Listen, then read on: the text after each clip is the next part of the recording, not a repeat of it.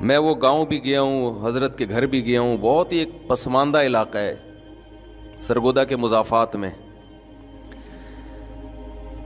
پڑھائی میں بہت تیز تھے, بہت اچھے نمبروں سے پاس ہوتے تھے, وفاق میں ٹاپ کیا تھا پورے پاکستان میں. تو ادھر حضرت مفتی رشید احمد صاحب رحمہ اللہ تعالیٰ جو کراچی میں تھے نا, حضرت مفتی محمد تقی عثمانی صاحب, حضرت مفتی محمد رفیع عثمانی صاحب, ان دونوں بزرگوں کے استاذ تھے. تو ہمارے جو شیخ تھے وہ حضرت مفتی رشید احمد صاحب کی خدمت میں آ کے رہنا شروع کر دیا. قصہ مختصر یہ ہے کہ حضرت نے جب دیکھا کہ بھئی ان کی علمی استعداد بھی ہے, تقویٰ بھی ہے, اللہ کا خوف بھی ہے, حب جاہ نہیں ہے, حب مال نہیں ہے, تو حضرت نے اپنا نائب بنا دیا. مفتی رشید احمد صاحب سے بھی ہم بیعت تھے. وہ جن لوگوں نے ان کو دیکھا ہے تو وہ جانتے ہیں کہ ان کا معیار کتنا اونچا تھا تقویٰ کا. تو وہ کسی کو اتنے آرام سے بناتے نہیں تھے, یعنی اجازت بیعت نہیں دیتے تھے. تو حضرت نے کیا کیا کہ پھر اپنے ساتھ سفروں میں لے جانا شروع کر دیا. تو اللہ نے بڑی عزت دی. تو ہمارے شیخ نے بتایا کرتے تھے کہ میں جب سرگودا کے مضافات میں اپنے اس علاقے میں جاتا ہوں نا, تو وہاں کچھ دیر بیٹھتا ہوں میں, اور یہ کہتا ہوں کہ دیکھ تو اصل میں گویا تیری اصل یہ تھی, تجھے تیرے استاذ نے کہاں تک پہنچا دیا. سمجھ رہے ہیں؟ جب انسان کہیں تک پہنچ جاتا ہے نا تو پھر اپنا پرانا زمانہ بھول جاتا ہے. یہ کیوں استحضار؟ تاکہ اپنے استاذ اور شیخ و مرشد کی محبت پیدا ہو کہ ہمیں تو کوئی جانتا بھی نہیں. ایک بزرگ سے تعلق قائم کیا, اس کی اخروی برکتیں تو بعد کی, دنیاوی برکتیں یہ ہیں کہ آج اللہ اتنا کام لے رہا ہے. تو انسان کو چاہیے کہ اپنا ماضی سوچا کرے. اللہ میاں نے بھی ہمیں بار بار ہمارا ماضی بتایا ہے, پاسٹ. اصل میں حال تو سب کا ہی اچھا ہوتا ہے, پاسٹ کسی کا بھی اچھا نہیں ہوتا. پاس اللہ بھی بتاتے ہیں, هل أتى على الإنسان حين من الدهر لم يكن شيئا مذكورا. اللہ کہتے ہیں آج جو تم وڈیرے بنے پھرتے ہو, محلے کے دادا بنے پھرتے ہو, تمہارے اوپر 1 کروڑوں اربوں سال کا زمانہ ایسا آیا ہے تم قابل تذکرہ چیز ہی نہیں تھے, مٹی تھے. انا خلقنا الانسان من نطفۃ امشاج, منی کے قطرے سے ہم نے تمہیں بنایا. اس ماضی کی طرف جھانک کر دیکھو, ایک جرثومہ تھا, کوئی قابل عزت چیز تھی وہ؟ ایسا جرثومہ جو خوردبین سے بھی مشکل سے نظر آئے. اللہ کہتے ہیں تمہارے ماں کے رحم میں اس نے قرار پکڑا. فجعلناہ نطفۃ فی قرار مکین, ہم نے اس کو نطفہ بنا کے ایک ٹھکانہ دیا. یخلقکم فی بطون امہاتکم خلقا من بعد خلق, مختلف مدارس سے گزارا اس کو. یہ سب ماں کے پیٹ میں ہو رہا ہے سب کچھ. آج اگر وہ ہمارا ماضی ہمارے سامنے آ جائے تو ہمیں گھن آنا شروع ہو جائے اپنے آپ سے. کیسے سڑا ہوا گوشت بنتا ہے, انتہائی بدبودار, گند, اس میں بو ہوتی ہے, بہت زیادہ اسمیل ہوتی ہے. فخلقنا المضغۃ علقۃ, اس گوشت کو ہم جمے ہوئے خون کو گوشت میں تبدیل کرتے ہیں. 4 مہینے تک نا انسان کا جو ماں کے پیٹ میں پروسیس ہے وہ ایک بدبودار گوشت کے سوا کچھ بھی نہیں ہے, بہت سخت سڑاند ہوتی ہے اس کے اندر. اس کے بعد فَكَسَوْنَا الْعِظَامَ لَحْمًا, پھر ہم اس میں ہڈیاں پیدا کرتے ہیں, اس پہ پھر گوشت چڑھاتے ہیں. ثُمَّ أَنشَأْنَاهُ خَلْقًا آخَرَ, یہ سارے مراحل ماں کے پیٹ میں ہو رہے ہیں اور انسان کو اس کی خبر نہیں ہے. اسے نہیں پتا میرے رب نے ماں کے پیٹ میں کیسے ڈینٹنگ پینٹنگ کا کام شروع کروایا, مزدور لگائے ہوئے ہیں. شو روم میں گاڑی تیار ہوتی ہے نا، وہ عمل اتنا پیچیدہ نہیں ہے جتنا ماں کے پیٹ میں انسان کے تیار ہونے کا پروسیس پیچیدہ ہے. آنکھ لگ رہی ہے بھائی، آپ کبھی شو روم میں جا کے دیکھیں نا گاڑیاں کیسے تیار ہو رہی ہوتی ہیں. ہاں بھائی مڈ گارڈ اٹھا کے لے آ بھائی، ہاں بھائی ٹائر لے آ، ہاں بھائی پانا لے آ، چھوٹے پانا لے کر. اب تو ورک شاپ میں چھوٹے ہی شارٹ ہو گئے ہیں. پہلے زمانے میں اب بھی تھوڑے بہت نظر آتے ہیں، ورک شاپ میں ایک چھوٹا ہوتا تھا جو ہمیشہ گنجا ہوتا تھا، اس کو پتہ نہیں بال کیوں نہیں رکھنے دیتے تھے اور اس کو چپت لگتی رہتی تھی. چھوٹے ادھر پانا لے کر آ، چل بے چھوٹے یہ ٹائر اٹھا کے لا، ہوتا تھا نا. اس بیچارے کو بال بھی نہیں رکھنے دیتے تھے تاکہ جب چپت لگے نا تو ڈائریکٹ اسکن پہ جا کے ٹچ ہو، بال بیچ میں رکاوٹ نہ بنے. چھوٹے یہ لے آ، چھوٹا وہ لے آ، چھوٹے یوں کر لے، چھوٹے یوں. چھوٹا تھوڑے دنوں میں وہ محلے کا دادا بن جاتا تھا، اس کی اپنی ورک شاپ ہوتی تھی. اب پب جی سے فرصت ملے گی تو کچھ سیکھے گا نا چھوٹا. اب چھوٹا بھی وہاں بیٹھ کے فیس بک پہ لگا ہوا ہوتا ہے. ٹیکنالوجی میں ترقی ہوگی ہمارے یہاں، سائنس اور ٹیکنالوجی میں ترقی ہوگی. کیسے ترقی ہوگی؟ اسکول میں ٹیچر پڑھاتے نہیں ہیں، پڑھا رہے ہوتے ہیں تو پیچھے طلبہ اس اردغل دیکھ رہے ہوتے ہیں بیٹھ کے موبائل میں. اچھا خیر، تو اللہ تعالی ہمیں ہمارا ماضی بتاتے ہیں، ایک جگہ تھوڑی، بہت جگہ. ایک لبرل نے تو قرآن پہ اعتراض کیا ہے کہ یہ اللہ جو ہے نا انسان کو تانے دیتا ہے، معاذ اللہ، کہ تو ایسا تھا، تو ایسا تھا. تانے دیتا ہے کہ تو ایک بدبودار قطرہ تھا، تو ایک بدبودار گوشت تھا. تانے نہیں دیتا، ہمیں ہماری اوقات یاد دلاتا ہے کہ آج تم بڑے فن خان بنے پھر رہے ہو، 3 پیس سوٹ ٹائی میں، اور جی آج سر کی میٹنگ ہے، آج ایک بزنس میٹنگ ہے، آج جناب اسلام آباد بائر جا رہے ہیں بزنس کلاس میں، آج جناب سر کو بلایا گیا ہے، آج جناب جلسے سے سر خطاب فرمائیں گے، آج مفتی طارق مسعود صاحب آئیں گے، ٹھیک ہے نا، ممبر پہ بیٹھ کے بیان کریں گے، آج حضرت جی نے فلاں جگہ جانا ہے. یہ انسان کی عزت ہے نا، ہر آدمی کی عزت ہے. اپنے کمتر سے دیکھو گے تو اس کی نظر میں آپ کی عزت. رکشے والے کی بھی ایک عزت ہے، جس کے پاس رکشا نہیں ہے وہ کس کی عزت کرتا ہے کہ یار اس کے پاس تو اپنا رکشا ہے.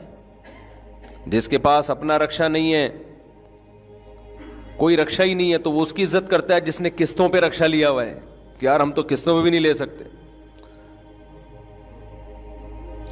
تو دنیا میں جس کو بھی اللہ نے عزت دی اس سے اوپر والی عزت بھی ہے، اس سے بھی آگے جاؤ گے تو اور عزت، اور اس سے کمتر بھی ہے. تو حدیث میں حکم ہے نا اپنے سے کمتر کو دیکھو. رکشہ والا یہ دیکھے کہ بھائی بہت سے ایسے ہیں جن کے پاس ریڑیاں بھی نہیں ہیں. تو ہم اپنی اوقات چونکہ بھول جاتے ہیں. کوئی مفتی بنا ہوا ہے، کوئی بزرگ بنا ہوا ہے، کوئی سائنسدان بنا ہوا ہے، کوئی لیکچرار بنا ہوا ہے، کوئی کمپنی کا باس ہے، کوئی محلے کا دادا ہے، کوئی گھر کا باپ ہے. وہ کون ہے وہ سب کو پتہ ہے. آپ اپنے آپ کو نہیں آپ سمجھ رہے ہو کہ ہمیں ایسا نہیں ہے. تو یہ جو ساری دادا گیری ہے نا، یہ سائنسدان تھوڑی بتائیں گے آپ کو کہ تم اصل میں کیا تھے. ہمیں ہماری اوقات کون یاد دلاتا ہے؟ جس نے ہمیں پیدا کیا. اس نے کہا یہ زیادہ عرصہ نہیں ہے، 15 20 30 40 سال پرانا جھانک کے دیکھو، ایسے غلیظ تھے کہ کپڑوں پہ لگ جاتے تو دھوئے بغیر نماز اللہ ہی قبول نہیں کرتا، اتنا گندا. جسم سے نکل جائے تو غسل واجب ہو جاتا ہے.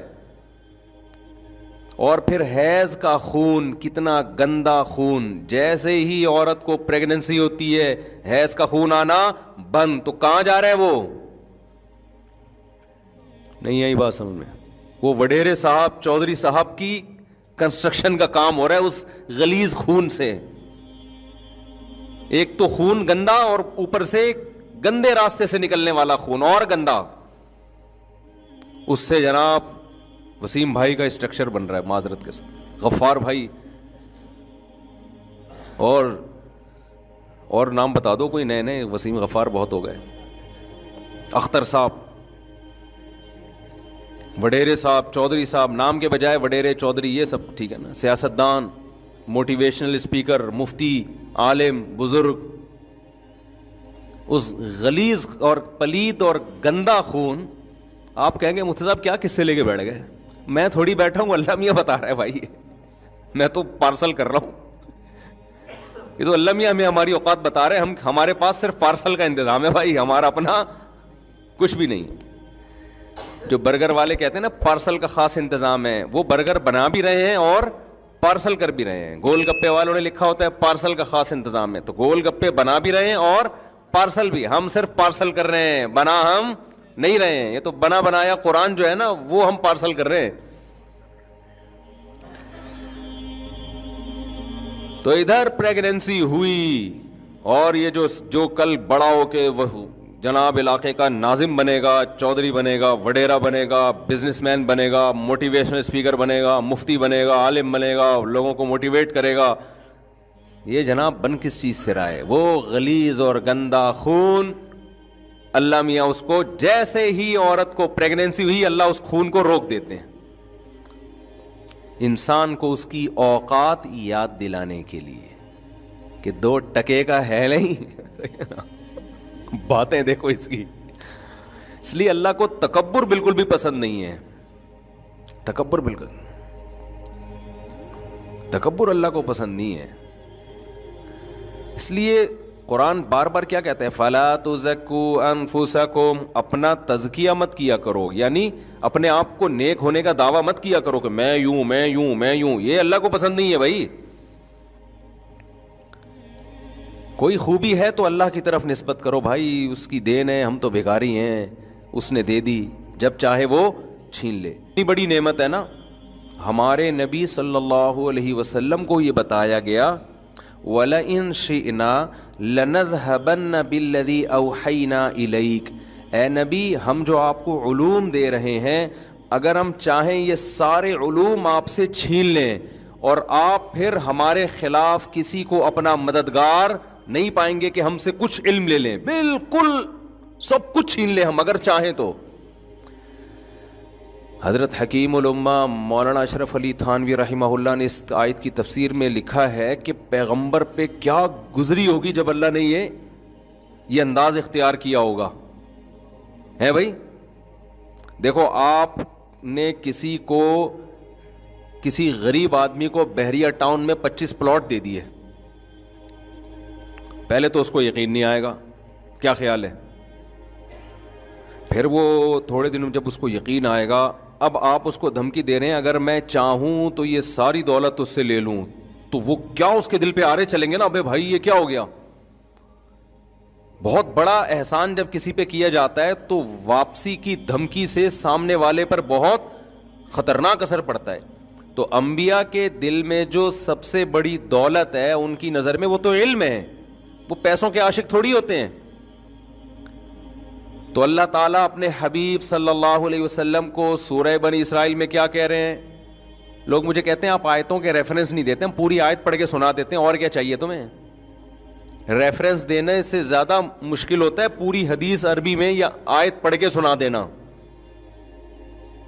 وَلَئِن شِئْنَا لَنَذْهَبَنَّ بِالَّذِي أَوْحَيْنَا إِلَيْكَ, اگر ہم چاہیں, لام تاکید کے لیے, نون مشدد بھی تاکید کے لیے, ہم چاہیں تو ضرور بھی ضرور جو علم ہم آپ کو دے رہے ہیں سارا کا سارا آپ سے چھین لیں. ثُمَّ لَا تَجِدُ لَكَ عَلَيْنَا نَصِيرًا, اور پھر اپنا آپ کسی کو مددگار بھی نہیں پائیں گے ہمارے خلاف کہ ہم سے تھوڑا سا بھی علم چھین کے دکھا دے وہ. تو حکیم علماء نے لکھا کہ پیغمبر صلی اللہ علیہ وسلم پہ کیا گزری ہوگی نا, لیکن اللہ نے اگلی آیت میں اپنے حبیب کو تسلی دے دی, اِلَّا رَحْمَةً مِّن رَبِّكَ, مگر تیرے رب کی تجھ پر, بولو کیا عجیب انداز ہے اللہ تعالیٰ کا, اِلَّا رَحْمَةً مِّن رَبِّكَ, مگر تیرے رب کی تجھ پر رحمت ہے, اِنَّ فَضْلَهُ كَانَ عَلَيْكَ كَبِيرًا, پھر اللہ خود کہتا ہے کہ واقعی تیرے رب کا فضل تجھ پر بہت زیادہ ہے, تھوڑا نہیں ہے. اتنا فضل ہے کہ اتنے علوم دیے اور چھینتا نہیں ہے. تو حکیم علماء فرماتے تھے اگلی آیت کے بعد پیغمبر صلی اللہ علیہ وسلم کو تسلی ہوئی ہوگی. آپ کسی کو نا کروڑوں روپے کا گفٹ دیں, وہ غریب آدمی ایک دم دولت مند ہو جائے, پھر آپ بولیں بیٹا میں جب چاہوں یہ 2 منٹ میں لے سکتا ہوں, اس کے تو دل پہ آرے چلنا شروع. پھر فوراً تسلی دیتے ہیں لوں گا نہیں. فوراً کیا تسلی دیتے ہیں؟ بھائی لے نہیں رہا میں. صحیح ہے نا. تو اللہ میاں ہمیں ہماری کیا یاد دلاتے ہیں میرے بھائی؟ لکھا ہوتا ہے نا اوقات شام 7 سے 8, تو وہاں لکھ دیا کرو اوقات یہ ہے. ٹھیک ہے نا, اس سے بنے.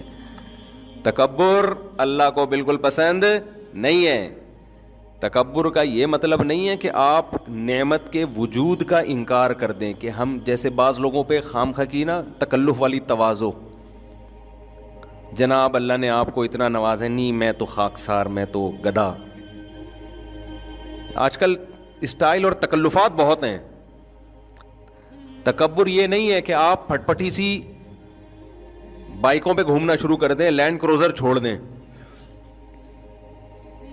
سمجھ رہے ہو؟ جو چیز تکبر ہے اس کو تکبر کہا جائے گا, جو تکبر نہیں بے وقوفی ہے اس کو کیا کہا جائے گا؟ اس کو حماقت اور بے وقوفی. میں خاکسار, تو ایک دفعہ الو کا پٹھا ہی کہہ دو اپنے آپ کو. وہ ایک صاحب جا رہے تھے نا سفر میں, پوچھا آپ کا نام کیا؟ انہوں نے کہا کلب حسین, حسین کا کتا. اب یہ جو سامنے بیٹھا ہوا تھا اس کا کوئی چنگیز خان نام تھا, اس نے بولا یار میں تو بڑا تکبر والا نام ہے میرا. اب میں کوئی ایسا نام بتاؤں جو کلب حسین سے بھی زیادہ تواضع ہو. کلب کہتے ہیں کتے کو, حسین کا معنی. تو اس سے پوچھا آپ کا نام, کہہ رہے خنزیر اللہ. یہ اسٹائل کس کا چل رہا ہے آج کل؟ تواضع. او بھائی یہ تواضع نہیں ہے, یہ بے وقوفی ہے.